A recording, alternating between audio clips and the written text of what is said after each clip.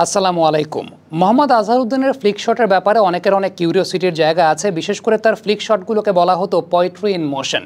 যেহেতু মোহাম্মদ আজহারউদ্দিনের খেলা বুঝে দেখার মতো সৌভাগ্য আমার হয় নাই আসলে সেই সময়টাতে, এবং সেটা বিশ্লেষণ করার কোনো প্রশ্নই আসে না। তবে ইন রিসেন্ট টাইমসে আমি যখন পুরনো খেলাগুলোর হাইলাইটস দেখছিলাম, মোহাম্মদ আজহারউদ্দিনের ফ্লিক শটগুলো খুবই দর্শনীয়, খুবই সুন্দর, মানে চোখের শান্তি যেটাকে বলা হয় সেই ধরনের একটা বিষয়। এবং আমাদের অগ্রজ যারা আছেন তাদের কাছে মোহাম্মদ আজহারউদ্দিনের ফ্লিক শটটা একেবারে পোয়েট্রি ইন মোশন, চোখের শান্তি।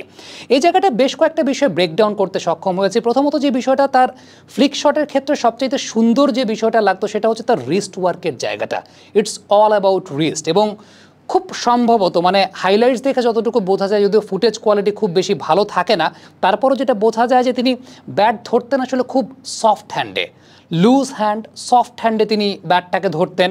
এবং হয় না যে আমি ঠিক হাতে এখন যেভাবে ব্যাটটাকে রেখেছি, এবং এই ধরনের লুজ হ্যান্ডস বা সফট হ্যান্ডে থাকলে হয় কি, এই রিস্ট ওয়ার্কগুলো খুব দ্রুত বা খুব তাড়াতাড়ি করা যায়। আমি নর্মালি যখন ব্যাট ধরি, আমি একটু হার্ড হ্যান্ডে ব্যাট ধরি, আমার জন্য এটা একটু ডিফিকাল্ট বা মোহাম্মদ আজহারউদ্দিনের মতো এত ফ্লেক্সিবিলিটি মেনটেন করা। বাট আজহারউদ্দিনের যে বিষয়টা আমার কাছে মনে হয়েছে, খুব সফট হ্যান্ড, খুব লুজ হ্যান্ডে তিনি ব্যাট ধরতেন, এবং সেই জায়গাটায় আলটিমেটলি তার ফ্লিক শটগুলো তিনি এই রিস্টের ব্যবহারটা খুব সুন্দরভাবে করতেন। আরেকটা জায়গা খুব ইম্পর্ট্যান্ট একটা বিষয় আমি খেয়াল করে দেখেছি, সেটা হচ্ছে ফ্লিক শটের সময় নর্মালি ইউজুয়ালি ব্যাটসম্যানদের ব্যাটটা আসে কিন্তু ফার্স্ট স্লিপ থেকে, মোহাম্মদ আজহারউদ্দিনের ব্যাটটা আসতো থার্ড স্লিপ থেকে।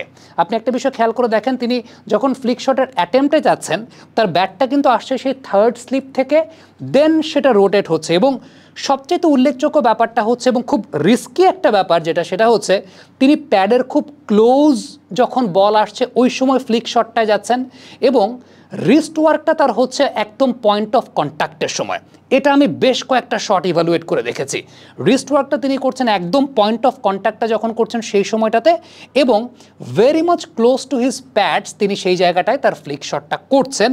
এবং এটা আসলে খুব রিস্কি একটা ব্যাপার। আর তৎকালীন সময় ব্যাটসম্যানদের একটা বিষয় খুব উল্লেখযোগ্য, সেটা হচ্ছে ব্যালেন্সটা কত প্রপার থাকে। আপনি একটা বিষয় খেয়াল করে দেখেন, আমরা যে ফ্লিক শটটা দেখাচ্ছি, লেগ সাইডে ফ্লিক শট করছেন, বাট আজহারউদ্দিনের টো পজিশনটা কিন্তু পয়েন্ট বা কাভার বরাবর, যেটা আসলে ক্রিকেটীয় বেসিকের জায়গা থেকে this is not right, head পজিশনটা ফল করে যাওয়ার সম্ভাবনাই থাকে। বাট আজহারউদ্দিনের ব্যালেন্সটা এত ভালো ছিল, মানে একদম ন্যাচারাল ফ্লিকার যেটাকে বলা হয়, যে আলটিমেটলি সরে গেছেন এদিকে, বাট তারপরও ফ্লিক শটটা করছেন এত সুন্দরভাবে যেখানে ব্যালেন্সটা থাকছে, আইলাইন ফল করে গেলে ওই ব্যালেন্সটা মেনটেন করে ফেলছেন।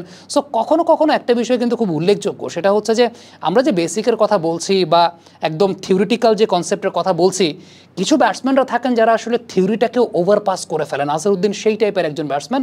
আরেকটা খুব উল্লেখযোগ্য বিষয়, maximum number of occasions Flick shot করার পর তার ফলো থ্রুটা চেস্ট হাইটে গিয়ে শেষ হতো।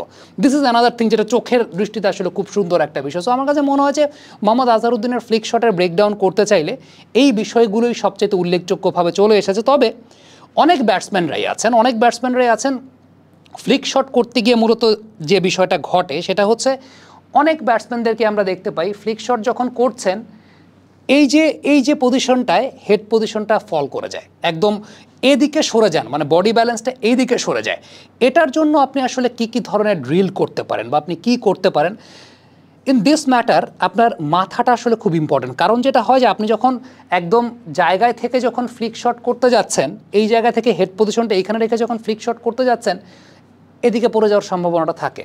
সো যেটা ক্রিকেটিং থিওরির জায়গাটা বলে, ফ্লিক শটের সময় এই হেডটাকে, মাথাটাকে সামনে নিয়ে আসাটা খুব ইম্পর্ট্যান্ট। যে মাথাটাকে সামনে নিয়ে আসলে তখন আপনার ফ্লিক শটের অ্যাকুরেসির জায়গাটা, তখন আপনার বডিটা এদিকে পড়বে না, বডি মোশনটা আসলে এই জায়গাটায় থাকবে। আমি আবারও যে জিনিসটা বলি সেটা হচ্ছে, আপনি যখনই ফ্লিক শটটা করছেন, আপনার হেডটাকে যদি আপনি সামনে নিয়ে আসতে পারেন, দেন আপনার জন্য কাজটা ইজি, বডিটা তখন এদিকে পড়বে না। এখন এটার জন্য আপনি কী ধরনের কাজ করতে পারেন, আপনি যে কোনো সময় যখন ড্রিল করছেন বা যাই করছেন না কেন, আপনি সামনে একটা মার্কার রাখতে পারেন, একটা সামনে মার্কার রাখবেন। এবং আপনার টাস্কটা যেটা হবে, যে আপনি যখন নর্মালি ব্যাটিংয়ে দাঁড়াচ্ছেন, আপনি ব্যাক অ্যান্ড অ্যাক্রস গেলেন, আপনি পাটাকে ওপেন করলেন, আপনি বড় পা তো নেওয়ার দরকার নেই ফ্লিক শটের ক্ষেত্রে, আপনি ছোটো পায়ে যদি নেন, কিন্তু আপনার মাথাটাকে আপনি এই সামনে নেন, যাতে আপনি এইখান থেকে ফ্লিক শটটাকে খুব ভালো মতো জেনারেট করতে পারেন বা নেগোশিয়েট করতে পারেন। অর্থাৎ বিষয়টা এরকম হবে যে আপনার মাথা এবং এই কোণটা এটা যাতে সবসময় একই সরল রেখায় থাকে। সো আমরা আমাদের বোঝার সুবিধার জন্য আমরা এই পাশ থেকে বেশ কিছু শট নিচ্ছি, যাতে এই ড্রিলটা যখন আমি করছি তখন আপনি বিষয়টা খুব ভালো মতো বুঝতে পারেন যে আসলে মাথার অবস্থানটা কোথায় রাখাটা জরুরি। বাবা, এত এনার্জি কই পাও? এই পাওয়ার চুমুকে অ্যাকশন। সো ওই পাশ থেকে আমাকে কয়েকটা বল দেয়া হোক, আমি ব্যাক অ্যান্ড অ্যাক্রস গেলাম, পার্ট ওপেন করলাম। এই যে আমার মাথাটা এটা এই এক সরল রেখা যাতে থাকে, এই ধরনের প্র্যাকটিসটা আমার আসলে খুব জরুরি। আমি সো আবার আমি যদি স্লো মোশনে যাই, আমি ব্যাক অ্যান্ড অ্যাক্রস গেলাম, পার্ট ওপেন করলাম। এই যে জায়গাটা আমার মাথার পজিশনটা, এই জায়গাটায় আসা, এই বিষয়টা হয় কি আসলে আপনি যখন চর্চা করতে থাকবেন, আপনি যখন বারবার করবেন, এটা আপনার এক ধরনের একটা মাসেল মেমোরি আসলে ক্রিয়েট করবে। এখন ক্রিকেটের ইটস অল অ্যাবাউট ড্রিলিং। আপনি প্রত্যেকটা শটের জন্য আলাদা আলাদা করে ড্রিল করাটা খুব ইম্পর্টেন্ট। প্রত্যেকটা শটে আপনি আলাদা আলাদা করে ড্রিল করবেন। সো আমরা আরও কিছু শটে যাই।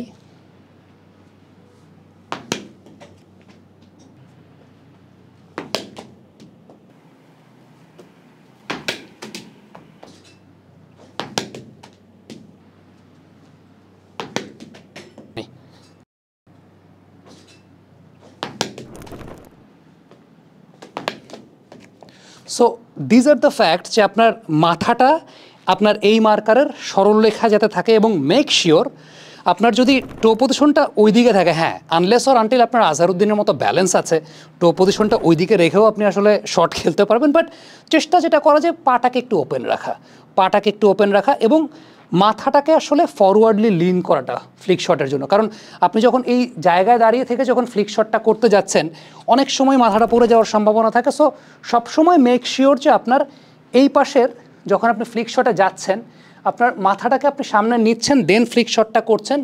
দ্য অ্যাডভান্টেজ ইজ আপনার বডিটা এদিকে পড়বে না। সো ফ্যাক্টটা ঠিক এই জায়গাটায়, আমি আমার মাথাটাকে এই জায়গাটায় রাখছি, অর্থাৎ একদম এক সরল রেখায় রাখছি। এবং এই জিনিসটা আমার অনেক সময় বলেরও দরকার নাই, আমি জাস্ট শ্যাডো যদি করতে চাই, ইটস অল অ্যাবাউট ইমাজিনেশন। আমি এটা ইমাজিন করছি যে ঠিক আছে আমার বলটা এদিকে আসছে। কারণ অনেক সময় দেখা যায় ইমাজিনেশনের উপর ভর করে কিন্তু আমরা অনেক কিছু অ্যাকুরেট করে ফেলি। সো এই জায়গাটা আপনার ঘরে এরকম একটা জায়গা নিয়ে একদম খুব কাছাকাছি অবস্থানে এরকম একটা কোণ রেখে আপনি এরকম ব্যাক অ্যান্ড অ্যাক্রস মুভমেন্ট যাবেন, পা ওপেন করবেন, দেন আপনি একটা ফ্লিক শটের কাজ আপনি করছেন। সো দিস থিংস আমার কাছে মনে হয় যে আপনি যদি চেষ্টা করেন আপনার জন্য অনেক বেশি মাত্রায় বেনিফিশিয়াল হবে, এবং বেনিফিশিয়াল হওয়াটা আসলে খুব জরুরি। এবং এটাকে অ্যাকুরেটলি করতে গেলে রিলের আসলে কোনো বিকল্প নাই। সো আপনি আপনার বাসায় যেখানে হোক ফ্লিক শটকে নিয়ে যদি আলাদা করে চিন্তা করতে চান, অবশ্যই মাথাটাকে নিয়ে কাজ করতে হবে। কারণ দিন শেষে ক্রিকেটে আমরা একটা কথা বলি না যে ফুটওয়ার্ক, পা নিয়ে খেলা, আমরা ফুটওয়ার্ক, এই ফুটওয়ার্কের কনসেপ্টটা আসলে আমাদের ক্ষেত্রে অনেক ভুল। পাটা আমরা কেন নিই? যাতে মাথাটা আসলে ওই জায়গাটায় যায়। সো মাথা ওই জায়গাটায় যাওয়াটা আসলে খুব জরুরি, এবং ফ্লিক শটের ক্ষেত্রে মাথাটার বিষয়টা আসলে সবসময় মেনটেন করাটা খুব জরুরি, এবং এই কারণেই এই ড্রিল সেট আপটা আপনি চাইলে করতে পারেন। Thank you so much. Comment বক্সে আপনাদের মন্তব্য মতামত জানতে চাই।